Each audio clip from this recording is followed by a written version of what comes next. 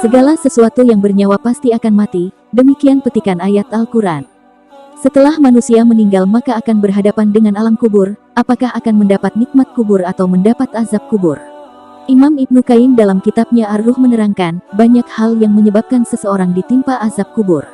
Secara umum manusia diazab karena kejahilan mereka terhadap Allah, tidak melaksanakan perintahnya dan melanggar larangannya.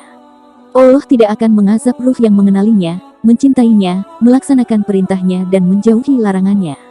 Barang siapa yang menjadikan Allah marah dan murka, lalu dia tidak bertaubat dan mati dalam keadaan demikian, maka dia akan mendapatkan azab di alam barzakh sesuai dengan kemurkaan Allah. Ar-Ruh. Berikut adalah diantara sebab seseorang ditimpa azab kubur. 1. Kekafiran dan kesyirikan. Allah Subhanahu wa Ta'ala berfirman, bagaimana azab yang menimpa Fir'aun dan bala tentaranya. Dan Fir'aun beserta kaumnya dikepung oleh azab yang amat buruk.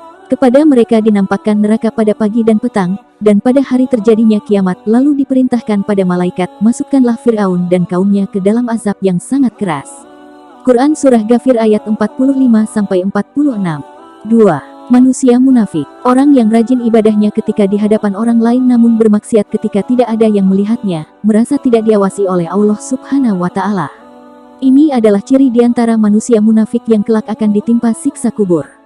Sebagaimana Allah berfirman mengenai munafiknya orang-orang Badui pada zaman Rasulullah. 3. Tidak menjaga diri dari air kencing. Tidak menjaga diri ketika buang air kecil dianggap perkara yang sepele, namun sebenarnya perkara ini termasuk ke dalam dosa besar. Air kencing termasuk najis, maka tubuh, pakaian atau bagian yang terkena air kencing harus dibersihkan atau disucikan. Dari Abu Hurairah radhiyallahu anhu, Rasulullah Shallallahu Alaihi Wasallam bersabda, kebanyakan azab kubur itu disebabkan dari air kencing. Hadis riwayat Ahmad. 4. Gibah dan mengadu domba. Yang sering dilakukan dan menyebabkan azab kubur adalah gibah dan adu domba. Rasulullah Shallallahu Alaihi Wasallam bersabda, gibah adalah menyebutkan mengenai saudaramu dengan hal-hal yang tidak ia sukai. Hadis riwayat Muslim. Adapun bentuk siksaan bagi pelaku gibah sungguh mengerikan, maka hendaknya menjadi renungan bagi yang masih gemar melakukannya. 5. Meratapi jenazah. Berhati-hatilah meratapi jenazah, ratapan yang berlebihan menjadikan si mayit akan ditimpa azab. Rasulullah Shallallahu Alaihi Wasallam bersabda, sesungguhnya mayit itu akan diazab karena ratapan keluarganya. Muttafaqun alaih.